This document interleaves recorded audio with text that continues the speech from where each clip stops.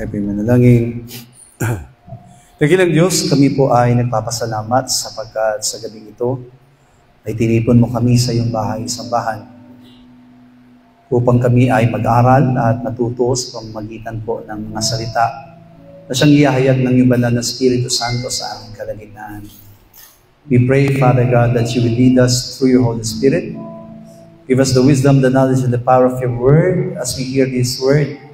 Hayaan mo na maging katibayan at katatagan ito ng aming mga pananampalataya. Hayaan mo, O Diyos, na lagi po namin itong baunin at lagi po namin itong taglayin sa bawat isa po sa amin. Nang aming mga buhay ay tunay na maging matatag at maging matibay sa lahat ng mga pagsubok na dumarating sa amin. Hanggang sa muling pagparito ng aming Panginoong Hesus, makita mo kami na may kagalakan naglilingkod pa rin, buong puso, buong kaluluwa at buong lakas. Pagpalain mo rin, O Diyos, sa mga kamay na nagbibigay ng kanilang mga handog para sa iyong gawain. Ibalik mo ito ng siksik, liglig at ng gumapaw na pagpapala sa kanila. At alam ko po, Panginoong Diyos, na hindi mo sila pagkukulangin sa lahat ng kanilang pangailangan. Salamat po, Ama. Ibinabalik namin sa iyong maingat na papurit pagsamba sa pangalan po ng aming Panginoong Hesus. Amen. Palakpakan po natin ang ating Diyos.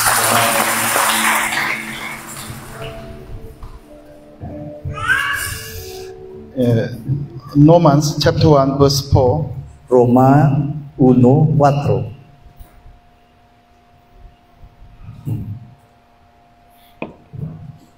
Roma 1:4, sabay-sabay po tayo, na ipinahayag na anak ng Diyos na may kapangyarihan ayon sa Espiritu ng kabanalan sa pamamagitan ng pagkabuhay na maguli ng mga patay sa makatuwid bagay sa Kristo na Panginoon natin. Now we are believing this of Jesus and also the direction of Jesus Christ. Tayo po'y nananalig doon sa kamatayan at muling pagkabuhay ng ating Panginoon Hesus. After Jesus died on the cross, He died from death. Matapos po siyang mamatay mula doon sa krus, siya'y muling nabuhay. And then today He's on the throne of God with His glory of God. At sa kasalukuyan, siya'y nandun sa trono ng Diyos kasama ng kalwalhatian ng Diyos. Today, Romans chapter 1 verse 4 said, declared to be the Son of God with power, according to the Spirit of holiness, by the resurrection from the dead. Kung paano nga inihayag doon sa ating talatang binasa, na ipinahayag ng anak ng Diyos ay may kapangyarihan ayon sa Espiritu ng kabanalan. 100% the Son of God became man. 100% nga po na yung anak ng Diyos ay nagkatawang tao. He became same like a same man, same like us. At ang kanyang pagiging tao ay katulad din po ng bawat sapusan. But after 3 days, he died from death because with his holiness. At pagkatapos nga po ng 3 araw, mula sa kanyang kamatayan ay siya muling nabuhay dahil sa kanyang kabanalan. Through water baptism, we died with Jesus Christ on the cross. Sa pamamagitan po ng ating bautismo, tayo po'y kasamang namatay ni Kristo doon sa ating krus. And then when we died with Jesus Christ on the cross, we became not just one. At sa pamamagitan po ng ating pagkasama sa Kanya, ng kamatayan doon sa krus, tayo po'y naging matuwid.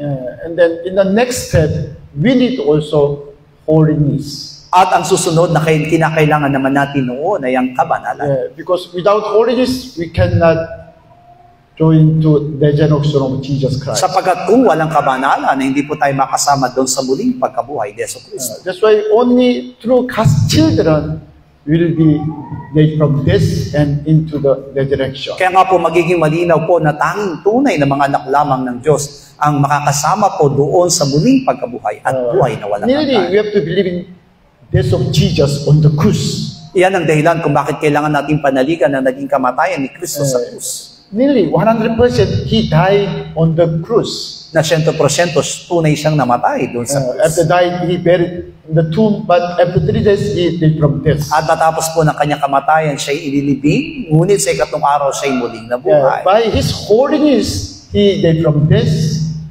At sa pamagitan po ng kanyang kabanalan, siya'y muling binuhay. And then declared as a Son of God. At itinalaga po siya bilang anak ng Diyos. After the days of death, now He's sitting on the throne of God in heaven. At pagkatapos po ng kanyang muling pagkabuhay, ngayon siya'y nakaupo doon sa trono, doon sa kalangitan. That's why now we believe his death and resurrection, and then sitting on the throne of God. Kaya naman pinapanaligan po natin na siya'y namatay at muling nabuhay at nakaupo ngayon sa trono. Same way, God asking to us, same way, like Jesus Christ. At alam niyo po ba na yan din ang hinihiling ng Diyos sa atin na dapat mangyari katulad ng kay Jesucristo. That's why in the first step, we have to die with Jesus Christ on the cross. Kaya naman ang unang hakbang ay kailangan tayong mamatay kasama ni Kristo sa krus. And that we have to join to His resurrection after died, our old man died. At pagkatapos noon ay kailangan makasama rin tayo sa kanyang muling pagkabuhay matapos na mamatay ang ating lumang pagkatao. As God's children will also into heaven and sitting on throne of God. At bilang mga anak ng Diyos, makakapasok din tayo doon sa kalangitan at uupo sa trono. Like as Romans chapter 8 verse 30. Okay, sabay-sabay tayo. Roma 8:30. Roma 8:30, at siyaong mga itinalaga niya ay kanyang tinawag naman, at ang mga tinawag ay inaring ganap niya, at ang mga inaring ganap ay niluwalhati din naman niya. This is God's predestination, God's eternal will, His plan. Alam natin na ito po yung una ng pagkatalaga sa atin ng ating Panginoon. Ito na po yung kanyang plano at kalooban. God called us in Christ Jesus. Na tayo pong lahat ay tinawag niya sa pamamagitan ni Kristo Jesus. And that in Christ Jesus, He made us, He justified in Christ Jesus. Sa pamamagitan nga po ni Jesucristo, tayo po'y kanyang pinapaging ganap. And then finally, He will be glorified in heaven. Sa kaluhulihan ay tatanggap tayo ng kalulatian doon sa kalangitan. Here, there's justification, diba? But one more step, holiness, sanctification. We need one more step. But dito only say justified. Maari nga po dito na inilagay na tayo ginanap, pero kailangan po doon yung tinatawag na maging matuwid at maging banal. Now we are really believe about the righteousness of Jesus Christ. Bawat sa pusa atin ay nananalig doon sa katwiran ni Jesucristo. What's the meaning of the righteousness? This true, right? Right. There's no wrong. At ang katwiran na yon ay tinatawag po na lahat po ay tama at walang anumang kamalingan. The God's Son become man. That's why even though after become man, He was righteous one. Kaya nga po masasabi natin sa kabila po ng anak ng Diyos ay magkatawang tao na natili po sa Kanya ang pagiging matuwid. Only He died on the cross for our sin instead of us. At ang tanging naging kamatayan po niya, ang dahilan po noon ay ang ating kaligtasan para sa atin. That's why 1 John chapter 3 from verse 7 Apostle John said, diba? Verse 7 said, he who practices righteousness is righteous, just as he is Jesus Christ righteous. Kaya naman binabanggit po ng unang 1, Kabanatang 3, talatang 7, ang gumagawa ng katwiran ay matuwid, gaya niya na matuwid.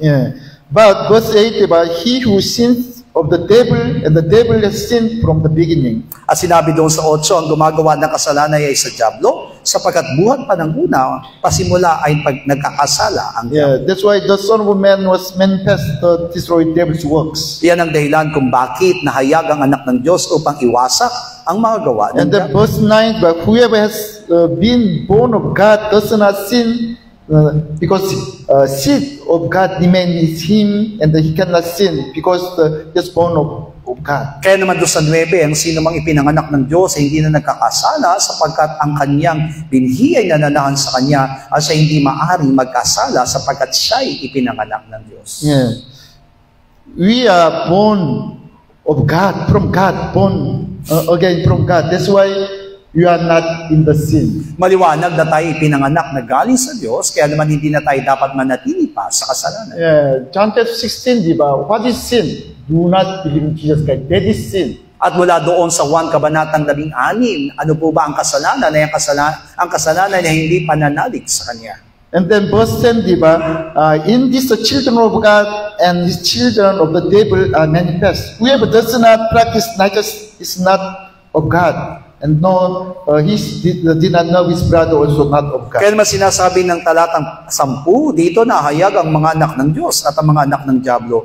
Ang sino mang hindi gumagawa ng katwiran na hindi sa Diyos at ang hindi umiibig sa kanyang kapatid. That's why verse 11, this is the message that you heard from the beginning, that we should love one another. At doon sa 11, ito ang pasabing inyong narinig, buhat pa sa simula na nagigan kayo sa isa't isa. From beginning, Jesus Christ has no sin because He is the Son of God. Nasa pasimula pa lamang ay wala na pong kasalanan si Jesucristo sapagkat siya'y anak ng Diyos. 100% Jesus Christ, He believed in God the Father and His words. At 100% nga po na naroon ang pananalig niya sa Diyos Ama at sa kanyang mga salita. Even though He had His own will, but He gave up His will and obeyed to God the Father. Nagtataglay man siya ng sariling kalooban, ito'y sinuko niya at patuloy siyang nagpasakop doon sa kalooban ng Ama. Because He knows about He came from God the Father, and then after obey, He'll go back to the Father. Sapagkat naunawaan niya nga po na siya po'y galing sa Ama at naniniwala siyang matapos ng sundin ng kalooban ay babalik din siya sa Ama. Also, He understands about God the Father's love. From the beginning, God loves us. At sa pasimula pa ay naunawaan na ng Panginoong Yesus ang pag-ibig ng Ama na sa pasimula ay iniibig niya na tayo. That's why Jesus Christ died for us because of God the Father's love, also His own love. Kaya naman si Jesucristo ay namatay dahil doon sa pag-ibig na yon ng Ama at sa pamagitan din ng kanyang sariling That's pag-ibig. why Apostle John said that there are two kinds of men in the world. One of the God's children and devil's children. Kaya nga po ipinapahayag ni Juan na meron dalawang klase ng tao sa sanlibutan. Ito po yung anak ng Diyos at anak ng Diablo. And then He said, who's the devil's children? They are still under the sin, do not believe in Jesus Christ, and then still they are not the brother Jesus. At ipinaliwanag nga po niya na yung mga hindi na kay Kristo, yung mga anak ng Diablo, ay ang mga nagpatuloy na nagkakasala at hindi marunong umibig sa kanyang kapatid. That's why we have to understand about God's righteousness and holiness and glorified.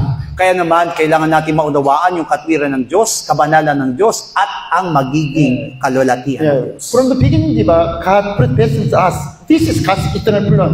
God called us to be righteous, holiness, and then glorified in heaven. Nasa pasimula pa, ito na po ang tunay na layunin ng Panginoon na italaga niya tayo doon sa kanyang katwiran at sa kanyang kabanalan at sa kahululi ay tayo'y tumanggap ng kanyang kalwalatian. Ephesians chapter 4, Epeso 24 hanggang 27. 24 hanggang 27. At ako'y nangagbihis ng bagong pagkatao, kayo'y makapagbihis ng bagong pagkatao na ayon sa Diyos ay nilalang sa katwiran at sa kabanalan ng katotohanan. Kaya nga, pagkatakwil ng kasinungalingan ay magsasalita ang bawat isa sa inyo ng katotohanan sa kanyang kapwa, sapagkat tayo'y mga sangkap ng isa't isa sa atin. Kayo'y mga galit at huwag kayong mga kasala. Huwag lumubog ang araw sa inyong galit. Nibigyan daan man ang Diablo. Verse 24 says, you put on the new man which was created according to God in true righteousness and holiness. At doon sa 4 nga po, sabi niya magagbihis ng bagong pagkatao ayon sa Diyos na nilalang sa katwiran at kabanalan.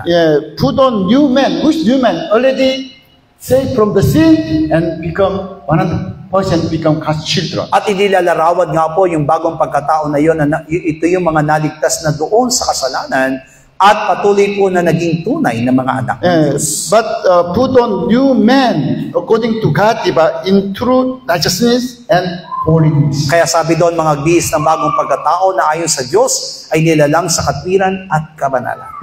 But in the first step, we have to be righteous one. Kaya nga po maliwanag ng unang hakbang na dapat natin gawin ay maging matuwid. Salvation, diba? Salvation. We have to first be saved from the sin and become righteous one. Kung paano sinasabi ng kaligtasan, kailangan tayong maligtas muna sa kasalanan at pagkatapos noon ay mamuhay sa katwiran. In the second step, we have to join to the resurrection of Jesus Christ by the holiness. At ang pangalawa namang hakbang ay yung tinatawag na makasama sa kanya muling pagkabuhay at manatili sa kanyang katwiran. Please remember, in true holiness, diba, what's true? The word of God. Truth, by the truth word of God, righteousness and holiness. Pero maliwanag po na ito'y mangyayari lamang sa pamamagitan ng katotohanan, ng kanyang salita ay katotohanan upang mamuhay sa atin ang kanyang katwiran at kamanalan. That's why verse 25, therefore putting away lying, let each one of you speak true with his neighbor. Kaya naman sinasabi dito na pagkatakwil ng kasinungalingan sa 25 ay magsasalita ang bawat isa sa inyo ng katotohanan sa kanyang kapwa. Yeah, that says about church, diba? We are all one body of Christ. That's why do not say lying or not truth. At ang binabanggit niya dito ay ang iglesia na kung saan hindi na po tayo pwedeng magsalita ng anumang kasinungalingan, kundi ang sasabihin natin ay pawang katotohanan. And then verse 26, diba? We are men, that's why we can be angry, but do not come to sin. Do not commit sin. At sa 26, sinabi niya, maari bilang tao ay magagalit pa rin ang bawat sa atin, ngunit ipinakiusap ni Pablo na huwag na tayong mangagkasala. Yeah, why? Because what is sin? Because until sun go down, still angry, still rest to the other brothers. That is sin. Sapagkat binabanggit dito sa talatang ito na kung ano yung kasalanan, ang magiging kasalanan daw o magiging kasalanan ng isang kasalanan kung ito'y malulubugan ng araw. Yeah, we are just men. In our body, just devil's character. Maaring tayo tao lamang at sa kalooban natin ay mayroong tinatawag na katangian ng diablo. That's why suddenly we can be angry to others. But after we can repent, but we can understand this is from the devil, from my physical body. That's why we can stop. Kaya naman bilang tao, maaring magkaroon tayo ng galit sa ating kapwa, pero maaari naman natin itong ihingi ng kapatawaran at kapag ka naramdaman natin ang bagay na iyon, ay kailangan na natin itigil. That is our old man, diba? Our old self who angry to other brothers and sisters. Dahil nga po tayo nagtataglay ng katangian ng diablo at ito yung ating lumang pagkatao, kaya naman ito nagagalit sa ating At that time, if we deny this old man and then depend to God, devil cannot stay our mind. Pero kung itatanggi natin itong lumang pagkataong ito, hindi na natin bibigyan ng puwang na manatili pa sa atin ang diablo. But after angry to other brothers and sisters, still not change mind. Until sundown, next day also still angry to other brothers and sisters, means already devil stay in their mind. Pero kung ang galit natin sa ating kapwa o sa ating kapatiran ay nanatili hanggang sa paglubog ng araw, hanggang sa kinabukasan ay naroon, ibig sabihin, pinapanatili pa rin natin ang diablo sa ating kalooban. We are not believing religion. Hindi po natin pinapanaligan ng reliyon. If you believe in religion, there's no salvation, eternal life. Sapagkat kung ang pinapanaligan natin ay reliyon, wala na tayong kaligtasan at wala tayong buhay na walang hanggan. Really, God is alive. He want to show our mind. At ang dahil ang Diyos ay buhay, kaya naman ninanais niyang makita yung nilalaman ng ating mga isipan. We have to change it by the Holy Spirit. We have to change it. We have to not follow to this physical mind. Kaya naman kailangan natin mabago at hindi natin dapat sundin kung ano man yung ninanasa ng ating mga laman. Yeah, because almost church today become religion. Sapagkat halos lahat ng iglesia ngayon ay nagiging reliyon. There's no true Jesus Christ. Kaya nga po hindi nila tinataglay yung tunay na Jesus. That's why they have no mind to love brothers and sisters. Kaya naman wala sa kanilang loob yung mahalin ng kapwa kapatiran. Only all the time they are terrorized and dismissed, and then angry to other brothers and sisters. Kaya naman nananatili po sa kanila yung kasinungalingan at naroon yung kanilang pagpapalaganap ng maling mga balita tungkol sa kanilang mga kapatid. Maybe they think I can be saved because I join to worship service, also prayer, and offer to God. At maari kaya nila nagagawa niya sapagkat inisip nila na sila'y dumadalo naman sa gawain ng Panginoon, nananalangin naman at nagbibigay sa gawain ng Panginoon. No, but God's different. You are belong to devil because you do not love brothers and sisters. Pero tandaan natin, ang Diyos ay kakaiba dahil sa hindi natin minamahal ang mga ating kapatid. That's why again, I explain to you about our salvation and eternal life. Paulit-ulit nga po na ipinapaliwanag ko po sa inyo ang ating kaligtasan at buhay na walang hanggan. In the first step, we have to nice one by the blood of Jesus Christ. Na ang unang hakbang na dapat natin gawin ay maging matuwid tayo sa pamamagitan ng dugo ni Jesus. In the second step, you have to be holiness. Sanctification means separate from the devil's side and come to God's side. At sa ikalawa namang hakbang ay kailangan tayong maging banal sa pamamagitan po ng kahabagan ng ating Panginoon at mapunta tayo doon sa bahagi ng Diyos at maiwan ang bahagi ng Diablo. But if you are not come to sanctification, holiness, there's no direction. Pero tandaan natin, kung hindi natin mararanasan yung pagiging banal at kabanalan ng Panginoon, wala po tayong buhay. And then finally, we have to into the God's kingdom and sitting on the throne of God. At sa kahuluhian nga po, hinihintay natin na tayo ay makapasok doon sa kanyang kaharian at makaupo sa kanyang trono. 1 Corinthians chapter 1 verse 30. Unang Korinto, kabanatang 1, talatang 30. Datapwat sa kanya, kayo'y nangasa kay Kristo Jesus, na sa atin ay ginawang karunungan mula sa Diyos at katwiran at kabanalan at katubusan. Please remind again, righteousness and holiness and glorified. Makita natin dito na muli tayong pinalalahanan tungkol sa kanyang katwiran, kabanalan at kalwalhatian. This is God's predestination, eternal plan. Ibig sabihin, ito po yung tunay na pinlano na itinalaga sa atin ng Diyos mula pa sa pusmula hanggang sa wala. There's no other way. This only this way. Through this way, we can into God's kingdom. Ibig sabihin, walang ibang pamamaraan at walang ibang daan, kundi sa pamamagitan lamang nito, doon tayo makapasok sa kanyang walang hanggang kaharian. That's why verse 30, but of Him you are in Christ Jesus, who became of us wisdom of God, and the righteousness and sanctification and redemption. Kaya nga doon sa 30, makikita natin kayo'y nangasa kay Kristo Jesus na sa atin ay ginawang karunungan mula sa Diyos at katwiran at kabanalan at katubusan. But NIV, original Bible said, we came from God and now in Christ Jesus. At sa bagong balita naman ay sinabi na tayo galing sa Diyos at ngayon ay tayo na kay Kristo. And then Jesus Christ came from God the Father and then He became our wisdom and righteousness and sanctification, just redemption. Kung paano sa Kristo ay galing sa Diyos, Ama, kaya naman siya ay ating naging karunungan, katwiran, kabanalan, at katubusan. Here, diba, Jesus Christ became our righteousness, and then sanctification, and then redemption. Maliwanag dito na sinasabi sa atin na si Kristo siya ang ating naging katwiran, ating kabanalan, at katubusan. Dito, redemption means same. Righteousness, diba? By the blood of Jesus Christ, we redeemed from the sin and then become righteous one. Kaya nga po yung katubusan na binabanggit dito ay katulad din po ng ating pagpunta o pagiging nakaya sa Kristo upang tayo magkaroon ng kanyang katwiran. But sanctification, this is holiness, same holiness, little different meaning, but same, almost same means holiness.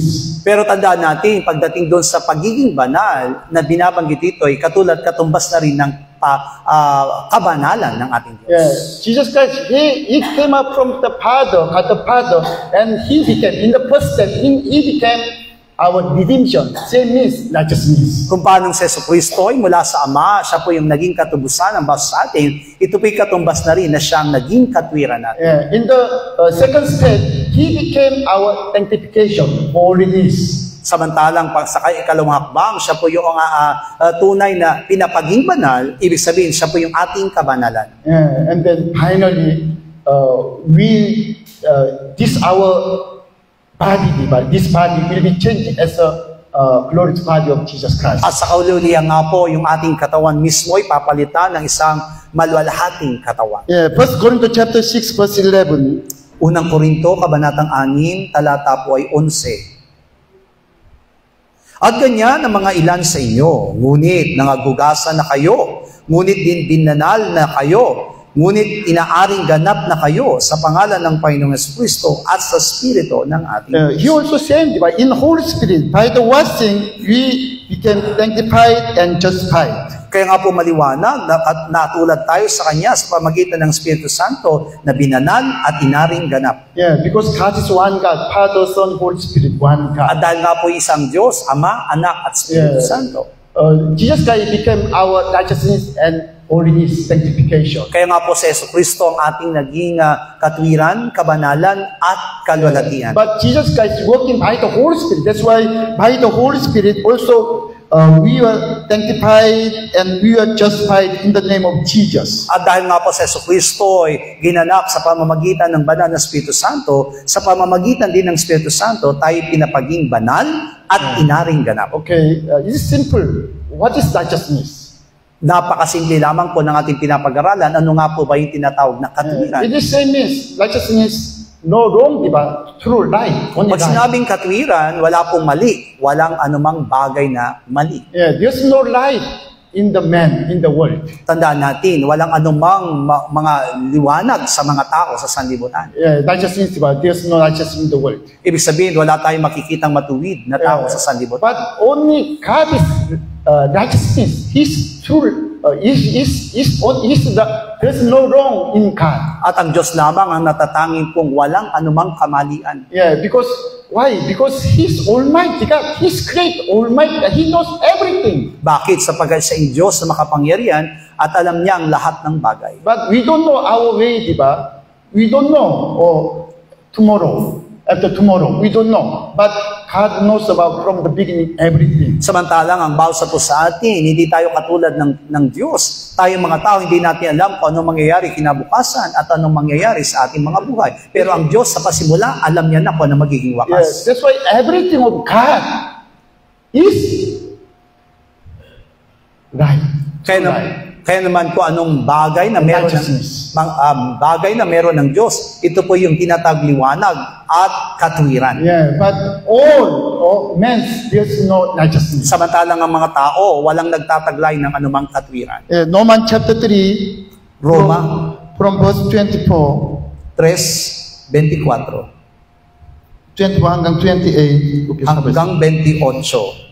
Palibasa ay inaring ganap na walang bayad ng kanyang biyaya sa pamamagitan ng pagtubos na nasa kay Kristo Jesus, na siyang inilagay ng Diyos na maging pangkalubag loob sa pamamagitan ng pananampalataya sa kanyang dugo upang maipakilala ang kanyang katwiran dahil sa hindi pagpansin sa mga kasalanan na nagawa ng mga nagdaang panahon sa pagpapahinuhod ng Diyos. Sa pagpakilala ay aking sinasabi na kanyang katwiran sa panahong kasalukuyan upang siya'y maging ganap at taga-aring ganap na may pananampalataya kay Kristo Jesus. Kaya nga, saan naroon ang pagmamapuri? Ito'y iniwalay na sa pamamagitan ng anong kautusan ng magawa, hindi, kundi sa pamamagitan ng kautusan ng pananampalataya. Kaya nga, maipasisiya natin na ang tao ay naaring ganap sa pananampalataya na hiwalay sa magawa ng kautusan. Tonight, I want to explain to you, only by the blood of Jesus Christ, this redemption, diba, it can be righteous one. At sa gabing ito ay nais kong ipaliwanag sa inyo na ang katubusan ng baso sa atin ay naganap lamang sa pamamagitan noong dugo ng ating Panginoong Hesus at ito ang nagtataglay ng katwiran. But holiness, sanctification is little different from the blood of Jesus Christ. Pero tandaan natin, pagdating doon sa kabanalan at pag-aaring ganap ay kakaiba doon sa dugo ni Jesucristo. Later we'll check, diba, only by the body of Christ, we can be sanctified. Holiness. Sabi doon, tayo inaaring ganap at pinapaging banal sa pamamagitan ng katawan ni Kristo. Yeah, because Jesus is different from us, diba? He was God's Son.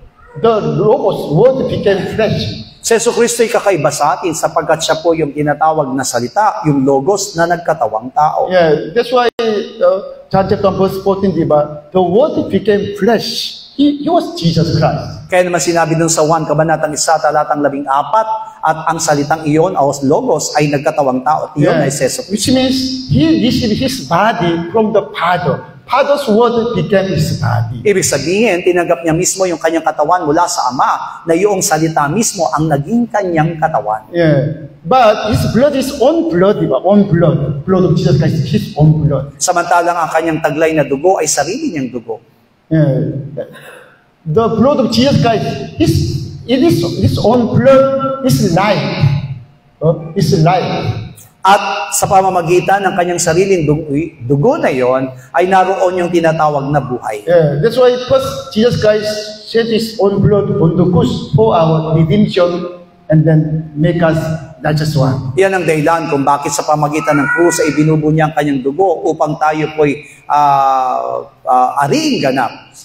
And then in the second step, he shed the water, diba? Water means he gave to us his flesh. At ang pangalawa, ibinubo niya yung kanyang tubig. Ibig sabihin nun, ay binigay niya sa atin yung kanyang katawan. Yeah. Jesus Christ also same, okay, you see Romans chapter 8. Roma 8. Before already many times I explained to you about resurrection of Jesus Christ. Na kung saan ipinaliwanag ko sa inyo yung muling pagkabuhay ni Yesu Kristo. Verse 9, diba, says about the Spirit of God and Spirit of Christ. Dito ay binabanggit sa 9 yung Espiritu ng Diyos at Espiritu ni Kristo. Yeah. But verse 10, okay, sabay-sabay. Jeez, at kung si Kristo ay nasa inyo, ang katawan ay patay dahil sa kasalanan, datapwat ang Espiritu ay buhay dahil sa katuwiran. Yeah. If Jesus Christ live in us, diba, Spirit of Christ live in us, our old man already died on the cross, also our body also died. Kung ang Espiritu ng Diyos ay nabubuhay sa atin, yung ating katawang makasalanan ay patay na. And the verse 11, sabay-sabay tayo. 11, ngunit kung ang Espiritu niya ang bumuhay na maguli kay Jesus, ay tumira sa inyo. Ang bumuhay na maguli kay Kristo Jesus sa mga patay, ang magbibigay buhay naman sa inyong mga katawang may kamatayan sa pamamagitan ng kanyang Espiritu na tumitira sa inyo. Before I explain to you, only one verse said Jesus Christ raised from death by the Holy Spirit. At ipinaliwanag ko na nga po sa inyo na siya po'y si Kristo ay muling binuhay sa pamamagitan ng Espiritu ng Diyos. All the Bible said Jesus Christ raised from death by God the Father. Pero maliwanag po na si Yesu Kristo, pinapaliwanag ng Biblia na nabuhay si Yesu Kristo sa pamagitan ng Diyos. Yeah, of course, God is one God, diba? Father, Son, Holy Spirit, one God. Pero isa lamang naman po ang Diyos, Ama, Anak, Espiritu Santo. But now, this evening, I explain to you about our redemption, righteousness, and holiness, and then into heaven. Pero sa gabing ito ay pinapaliwanag sa atin yung ating pagiging matuwid, pagiging banal, at pagtanggap ng kalwalhatian sa langit. By the blood of Jesus Christ, redeemed from the sin and become righteous one. Sa pamagitan nga po noong dugo ni Kristo'y tayo po'y natubos at tayo po'y naging matuwid. Even though last time I explained to you about the body of Christ, the body of Christ become the curtain in the between most holy place and holy place. At naipaliwanag ko na nga po sa inyo na yung mismong katawan ni Kristo ay nagsilbing kurtina na naghahati sa dakong kabanal-banalan at dakong banal. And Jesus said, I'm the way. What's the way? His body become the way into the most holy place. At sinabi mismo ni Jesus na ang kanya siya ay naging daan patungo doon sa kabanal-banalan.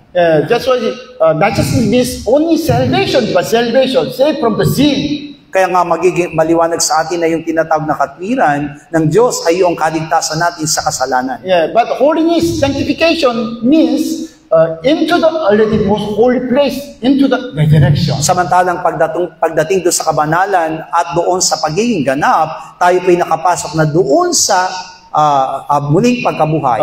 You are not dying, you are still alive. But by faith, you can believe. Merely into the resurrection. Na ngayon ay nabubuhay pa tayo, hindi pa tayo nakakaranas ng kamatayan, pero sa pamagitan ng pananampalataya, naunawaan natin tayo papasok doon sa muling pagkabuhay. You see, today almost church, even though they are not say about blood of Jesus Christ. Katingnan po natin ang ibang mga iglesia, hindi po binabanggit ang tungkol sa dugo ni Yesu Kristo. Especially they don't know about the truth word of God. At hindi rin naunawaan yung tinatawag na katotohanan o salita ng Diyos.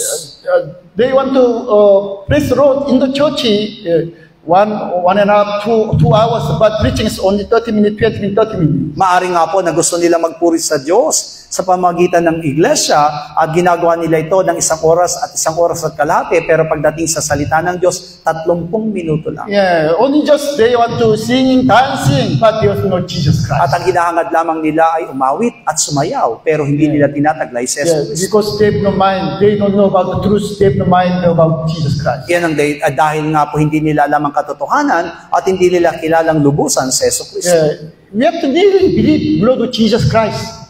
blood of Jesus, His own blood. Pero tayo kailangan manalig sa dugo ng ating Panginoong Kristo, ng dugong iyon ay sarili niyang dugo. Yeah, Jesus Christ shed His own blood for our redemption, salvation. Na ibinubo niya ang kanyang sariling dugo na iyon upang tayo matubos at tayo po'y Yeah, maligtas. saved from the sin. That's why we have no sin, diba? We have no sin. That's why we are righteous one. We are righteous one. Iligtas mula doon sa kasalanan, kaya naman wala na tayong kasalanan at tayo po'y itinuturing ng matuwid. Yeah, that's why in the first step, by the blood of Jesus Christ, we have to be righteous one, redemption. Kaya naman sa unang hakbang, sa pamamagitan ng dugo ni Jesucristo, kailangan po tayo makaranas ng katubusan at maging matuwid. Yeah, in the second step, again, same diba? Same message, diba? We need body of Christ, the word of God, the truth word of God. Pero samantalang sa ikalawang hakbang ay nangangailangan tayo doon sa tinatawag na katawan ni Kristo, yung salita ng Diyos. That's why in the holy place, we need the blood of Jesus Christ for our redemption, salvation. Iyan ang dahilan kung bakit sa pamamagitan po ng dakong banal ay nangangailangan tayo ng dugo ni Jesucristo para sa ating Yeah, kaligtasan. but body of Christ became the cotton, diba? Cotton. When Jesus died on the cross,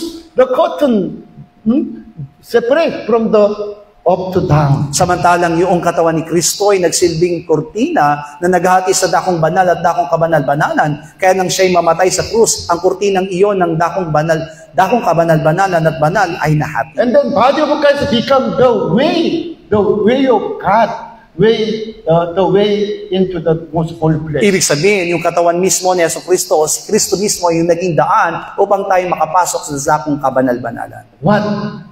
What is the body of Christ? Kaya ano po yung katawan ni Kristo? The word. The word of God, the logos. Yung salita ng Diyos, yung logos na sinasabi. Okay, that's why this Romans chapter 8 verse 11, diba? If the spirit of him who raised Jesus from the dead dwelling in you, what is spirit? Word of God, the logos. Kaya sinabi dito ko ang Espiritu niyao bumuhay na maguli kay Jesucristo ay nasa inyo. Ano po yun? Yung pong salita ng Diyos. And then he who raised Christ from the dead will also give life to you mortal bodies through His Spirit who dwells in you. At ang bumuhay na maguli kay Kristo Jesus sa mga patay ang magbibigay buhay naman sa inyong mga katawang may kamatayan. Yeah, thanks God, because when our Holy Man died on the cross, Jesus died within us. Kaya naman nagpapasalamat tayo sa pamagitan ng kanyang kamatayan sa krus, siya'y nanatili sa atin. It is not merely Jesus in us. At naniniwala tayo, hindi lamang ito karunungan, kundi ito ang katotohanan na siya'y sumasa atin. Yeah, but God is one God, not only Jesus. God the Father, Holy Spirit also live in us. Pero tandaan natin, ang Diyos ay tatlong personang Diyos, kaya hindi naman si Jesucristo, hindi lang si Jesucristo ang nananasan kasama ang Ama at ang Espiritu Santo. Of course, Holy Spirit dwelling us, diba? In Holy Spirit, there's God the Father and Jesus Christ. At dahil nga po sinasabi natin na tayo mga puspos ng banal na Espiritu Santo, at sa pamamagitan nun, kasama na rin ng Espiritu Santo ang Ama at ang In the Panginoon. beginning, there's only God the Father. Sa pasimula ay naroon lamang ay ang Diyos Ama. But after God created all things, this Jesus, God's Son Jesus, also God the Father, Holy Spirit in Jesus Christ. Pero nang simulang palikhain ng Diyos ang lahat ng bagay ay naroon sa Jesucristo at mula kay Jesucristo ay naroon ang Ama at ang Espiritu Santo. Especially when God's Son become man, diba? Jesus Christ become man, the God the Father dwells in Jesus. Jesus said, Father is me, also Holy Spirit in Jesus Christ. Lalo na po na magkatawang tao ang ating Panginoong Jesucristo, ang anak ng Diyos. Ibig sabihin, nasa kanyang Ama at nasa kanyang banal na Espiritu Santo. Kaya sinabi niyang, sumasa akin ang Ama at ako'y sumasa kanya. And then today, by the Holy Spirit, Jesus Christ live in us with God the Father. At sa kasalukuyan, sa pamamagitan ng Espiritu Santo, ay nananahan din sa atin si Kristo at ang Ama at ang Espiritu Santo. It's same as living as Holy Spirit means God the Father, Jesus Christ live in us. Kaya naman ang pananahan ng Espiritu Santo sa atin, ang ibig sabihin nun, nananahan din sa atin ng Ama at nananahan din sa atin si Jesus. That's why we can believe we live from death by the Holy Spirit. Yan ang dahilan kung bakit nananalig tayo na tayo muling mabubuhay sa pamamagitan ng Espiritu But Santo. some more clearly said, we can live from death and into the resurrection by the God the Father, Spirit, the Logos, Word of God. At para maging mas maliwanag sa pamamagitan po noon, tayo po ay makapasok doon sa muling pagkabuhay sa pamamagitan ng Espiritu ng Diyos o yung Logos o yung salita. Everything is by faith, by righteousness, holiness, and then into the kingdom of heaven, all by faith. At ang lahat ng bagay nito ay magaganap lamang sa pamagitan ng pananampalataya, yung katwiran, yung kabanalan, at pagiging kalwalhatian. That's why Romans chapter 3 verse 24, diba? Being justified freely by the grace through the redemption that is in Christ Jesus. Kaya naman sinabi doon sa 3:24, na sinabi niya doon na palibhasa ay inaring ganap na walang bayad ng kanyang biyaya sa pamamagitan ng pagtubos sa atin. Why? Verse 25, because His blood, the blood of Jesus Christ. Bakit? Ito'y sa pamamagitan ng kanyang dugo, ni dugo And then, ni Yesu Cristo. 26, okay, sabay-sabay tayo. 26, sa pagpapakilala ay aking sinasabi na kanyang katwiran sa panahong kasalukuyan upang siya'y maging ganap at nag-aaring ganap sa may pananampalataya kay Kristo. Jesus Christ want to demonstrate, reveal His righteousness. And then He want to make us righteous one by His blood. Maliwanag, nais pong ihayag at nais po nang ilarawan ni Yesu Cristo ang kanyang katwiran sa atin at nais niyang ito'y ating maging katwiran. But only by faith, by faith. But 27, but by the law of faith. Ito'y mangyayari sa pamamagitan lamang ng pananampalataya. Kaya naman sa 27, kautusan ng pananampalataya. That's why 28, therefore we conclude that a man justified by faith apart from the deeds of the law. Kaya naman sa 28, kaya nga may pasasaya o pasisiya natin na ang tao ay naaring ganap sa pananampalataya na hiwalay sa magawa ng kautusan. Romans chapter 5 verse 9. Roma 5:9. Lubha pa nga ngayong inaaring ganap sa pamamagitan ng kanyang dugo ay mga liligtas tayo sa galit ng Diyos sa pamamagitan niya. Thanks God. Much more than having now been justified by His blood of Jesus Christ. Na inaari tayong ganap sa pamamagitan ng kanyang dugo ni Yesu Cristo. Because we shall be saved from the rest through blood of Jesus Christ. Na kung saan tayo mga liligtas tayo sa galit ng Diyos sa pamagitan ng dugo ni Cristo. You have to really believe, I am not just one. No sin, not just one. Kaya naman kailangan natin panaligan na tayo matuwid na at wala na tayong kasalanan. Because we believe in blood of Jesus Christ. Sapagkat nananalig tayo sa dugo ni Yesu Cristo. Thanks God, because we have blood of Jesus Christ, we are not just one. At nagpapasalamat tayo sapagkat taglay natin ang dugo ni Yesu Cristo, kaya naman tayo matuwid na. That's why you came into the most holy place because already you are not just one. Kaya naman malayan tayong makapasok doon sa dakong kabanal-banalan sapagkat tayo matuwid na. That's why we serve to God by the blood of Jesus Christ in the holy place. At naglilingkod tayo ngayon sa ating Diyos sa pamagitan ng dugo ni Yesu Cristo sa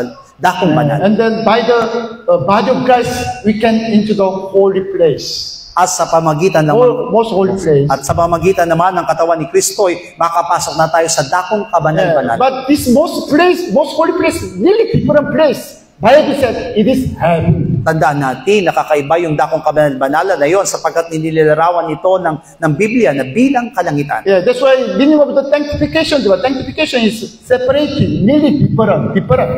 Kaya nga yung pagiging aring ganap sa atin, ibig sabihin, iniwalay na tayo. Like I said, in the world, there's two kinds of men. But we don't know, appearance is same. But God said, you are really different from others. Totoo nga po sa salibutan na may dalawang klase ng tao. Maaring sa ating paningin ay pare-pareho lamang na tao, pero sa harapan ng Diyos, kakaiba tayo. If you believe in the blood of Jesus Christ, and then you are merely accept the truth word of God, the body of Christ, you are really different from others. Kaya naman kung tayo tunay na nanalig sa ating Diyos, pamamagitan ng dugo ni Kristo, at tayo tinatanggap po natin yung salita ng Diyos o yung Logos, kakaiba na tayo sa ibang tao. The word of God is seed of God, the spirit and life.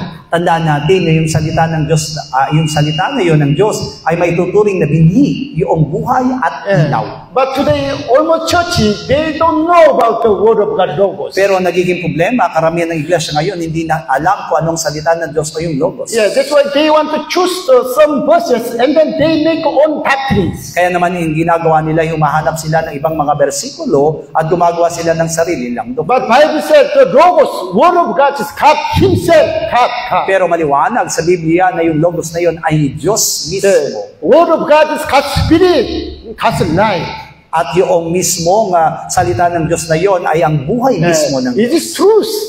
By the Word of God, we can be holy. Na ito yung katotohanan na sa pamagitan ng kanyang salita tayo magiging banal. As a Spirit of God can dwell in us. Kaya naman yung Espiritu ng Diyos ay pwede nang manahan sa atin. Yeah, that's why Christ divine.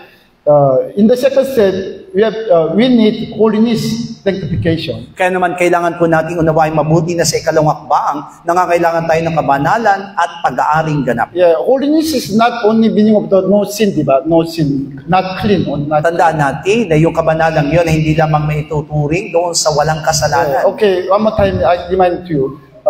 This righteousness, holiness, this glory of God is only belong to God, not man, not other place. Tandaan po natin bilang kaunawaan sa ating pinapag-aralan, yung katwiran na yon, yung pagiging ganap na yon o pagiging banal at pagbibigay ng kalwalatian, ito po hindi galing sa tao at walang kinalaman ng tao dito, kundi ito'y galing lamang sa Diyos. This is not just in the world. Tandaan natin, walang matuwid sa sanlibutan. Only God is not just one. Righteousness only belong to God. Ang Diyos lamang ang may tuturing na matuwid. God is really different from God. He's holy God, holiness, sanctification. At masasabi natin ang Diyos ay kakaiba. Siya lamang yung tunay na ganap at banal na Diyos. That's why in the world, yes, God, God. Where's God now? In the true believer's spirit. Kaya nga po, masusumpangan din ng Diyos sa sanlibutan. Nasa ng Diyos sa sanlibutan, ito po'y nasa spirito ng mga mananampalataya. That's why we became God's temple, God's house, God's temple. Kaya naman itinuring tayong templo ng Diyos o tahanan ng Diyos. God is holiness. Holiness is God. That's why He cannot stay any place. Only holy place. At dahil nga po ang Diyos ay banal, kaya hindi po siya pwedeng manahan kahit saang lugar, kundi dapat lamang siya manahan doon sa isang banal na lugar. Who is the holy one now? Holy believers in the world. Those who accept the truth word of God, follow. Okay. Sino po yung itinuturing na banal? Yun lamang yung tumanggap ng salita, yung tinatawag na katotohanan ng Diyos o yung sumusunod sa salita ng Diyos. We have no righteousness, holiness, and glory. Wala tayong taglay na katwiran, wala tayong taglay na kabanalan at maging kalwalatian. That's why we have to be justified and sanctified, and then finally we will be glorified in heaven. Kaya naman kinakailangan po natin ang pagiging matuwid, pagiging ganap, at tanggapin ang kalwalatian upang tayo makapasok sa kalangitan. By the blood of Jesus Christ, in the first step, by the blood of Jesus Christ, we have to be justified. At sa unang hakbang ay kinakailangan natin ng dugo ni Kristo upang tayo'y ariing matuwid. And then in the second step, by the resurrection of Jesus, same, the word of God, by the word of God, we have to be sanctified. At sa pangalawa naman ay tinatawag na sa pamagitan ng kanyang katawan, tayo po ay maging banal. Because Jesus Christ died on the cross, but that body died from death. Sapagkat si Jesus ay namatay nga po, pero yung puring namatay na katawan, iyon ang siyang muling nabuhay. Why? Because his body came from the Logos, word of God. Bakit? Sapagkat yung kanyang katawan ay galing sa Logos, galing sa salita ng Diyos. That's why same, diba? Even though our body died, but we can live from this because of the Logos, word of God. Kaya nga po magiging maliwanag, bagamat makaranas tayo ng kamatayan, muli tayong mabubuhay sapagkat nasa atin ang Logos. John chapter 17, verse 17 to 19. John chapter 17, 19. Juan 17 hanggang 19. Baka banilin mo sila sa katotohanan. Ang salita mo ay katotohanan. Kung paanong ako'y iyong sinugo sa sanlibutan, sila'y gayon ding sinusugo ko sa sanlibutan. At dahil sa kanila'y binabanal ko ang aking sarili, upang sila naman ay makakabanal sa katotohanan. Jesus said, sanctify them by your truth. your word is truth. Pakabanalin mo sila sa katotohanan, sapagkat ang salita may katotohanan. And then Jesus says, for their sake I sanctify myself. Through what? By the word of God. The truth word of God. Kaya naman pinakabanal ko ang aking sarili sa pamamagitan ng katotohanan. And this is my will, diba? That's why they also may be sanctified by the truth word of God. Kaya naman sa pamamagitan nito ay magiging banal din sila sa pamamagitan ng katotohanan o salita ng Diyos. Ephesians chapter 5, 25, 26, hanggang 27. 25 hanggang 27. Ephesians, Pastor. Efeso chapter 5, Efeso 5, 25 hanggang 27. 25 hanggang 27. Mga lalaki, ibigin ninyo ang inyong asawa, gaya naman ni Kristo na umiibig sa iglesia, at ibinigay ang kanyang sarili dahil sa kanya, upang kanyang pakabanalin ito, at linisin sa pamamagitan ng pagbubugas ng tubig na may salita, upang ang iglesia ay may harap sa kanyang sarili na maluwalhati, na walang dungis o kulubot, o anumang gayong bagay, kundi ito'y nararapat maging banal at walang kapintasan. Apostle Pablo said, husband, love your wife, just as Jesus Christ also loved the church and gave himself for her. Inilalarawan dito ang tungkol sa pag-aasawa kung paano si Kristo yung umiibig sa kanyang iglesia. And then verse 26, he might sanctify and cleanse her with washing of the water by the word. Upang kanyang pakabanalin ito at linisin sa pamamagitan ng paghuhugas ng tubig na may salita. Why? He might present her, church to himself, glorious church. At sa 27, upang ang iglesia ay may harap sa kanyang sarili na maluwalhati. Colossians chapter 1 verse 22. Kolosas 1:22. Gayon may pinapagkasundo niya ay ngayon sa katawan ng kanyang laman sa pamamagitan ng kamatayan, upang kayo iharap sa mga banal na walang dungis at walang kapintasan sa harapan niya. In the body of his flesh, through death, he present to you holy and blameless above reproach in his sight. Sa pamamagitan ng kanyang katawan, ng kanyang laman, ay iniharap tayong banal at walang dungis. In here, Apostle Pablo separate blood from blood of Jesus Christ. Only say the body of Christ. Maliwanag dito na ipinaghiwalay ni Apostol Pablo ang pagpapaliwanag doon sa dugo, sa katawan ni Kristo at dugo ni Kristo. In the body of his flesh, through his death, he want to make us holy and blameless. Binanal tayo sa pamamagitan ng kanyang katawan, ng kanyang laman. Hebrew chapter 10 verse 10. Hebreo 10. Sa kaloobang yaoy, tayo'y pinapaging banal sa pamamagitan ng pagkahandog ng katawan ni Kristo na minsan magpakailan. Thanks God, because we have been sanctified through the body of Christ. Body of Christ is body. At nagpapasalamat tayo sapagkat pinapaging banal ang bawat sa atin sa pamamagitan ng kanyang katawan. Please remind, when it is said, for the eternal life. Kaya nga alalahanin natin ang tatlong hakbang na ito para sa ating buhay na walang In hanggan. the first step, we have to be righteous one, justified. Una, na kailangan tayong maging matuwid. And in the second step, we have to be holiness, sanctification. At pangalawa, ay ariin tayong ganap o banalin. Sanctified. And then finally, we into the heaven, sit on the throne of God with glory of God. At pangatlo, tayo papasok doon sa kanyang kaharian sa langit na taglay ang kanyang kalwalhatian. That's why Jesus Christ, He shed His own blood on the cross for our redemption, for the righteousness. Yan ang dahilan kung bakit ibinubo ni Kristo ang kanyang krus ay ang kanyang dugo doon sa krus upang tayo po'y ariing ganap o ariing matuwid. That's why only by faith, through believing blood of Jesus Christ, we are righteous one, become righteous one. At sa pamagitan ng ating pananampalataya, naniniwala tayong sa pamagitan ng kanyang dugo, tayo naging matuwid. But in this faith, only we can stay in the holy place. At sa pamagitan din ng pananampalatayang ito, ay pwede tayong manatili sa dakong banal. But if you want to enter the most holy place, the resurrection, the heaven, you have to be sanctification, holiness. Pero kung nagnanais tayo makapasok doon sa kanyang buhay na walang hanggan at muling pagkabuhay, ay kinakailangan natin ang kabanalan. By the word of God, the truth, body of Christ, we can into the most holy place. Sa pamamagitan ng salita, sa pamamagitan ng logos, pwede lamang tayo makapasok doon sa dakong kabanal-banal. That's why Jesus said, diba, sanctify.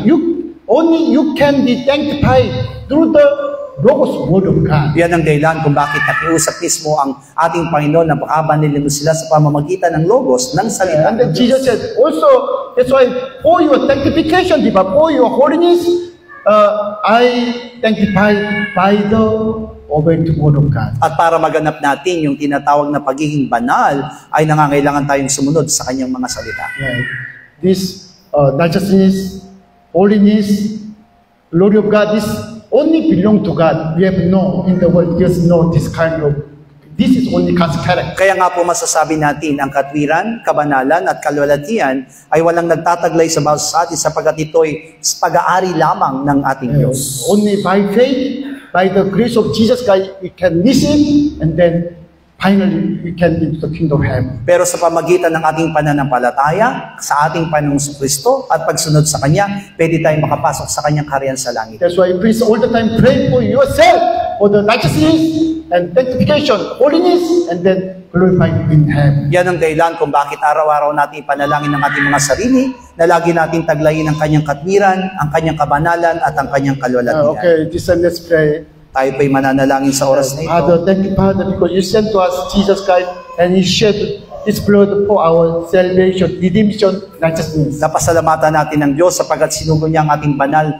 ang ating Panginoong Jesucristo upang tayo po ay gawing matuwid, banalin at bigyan ng kalwalatian. Yeah, thank you, Father, because you give to us the body of Christ for the holiness sanctification. At pasalamatan natin ang katawan ni Kristo sapagkat sa pamagitan nito'y pinapaging banal at ginawa tayong banal ng Diyos. Thank you, Father. By the faith, by the grace of Jesus Christ, we can into heaven and sitting on the throne of God with the glory of God. At pasalamatan natin ng Diyos sapagkat sa pamagitan ng kanyang biyaya at sa pamamagitan po ng apang katawan ng ating Panginoong Kristo, tayo po'y makakapasok doon sa kanyang kaharian. O my soul, overcome at tayo po'y mananalangin. O my soul, overcome. O my soul, overcome.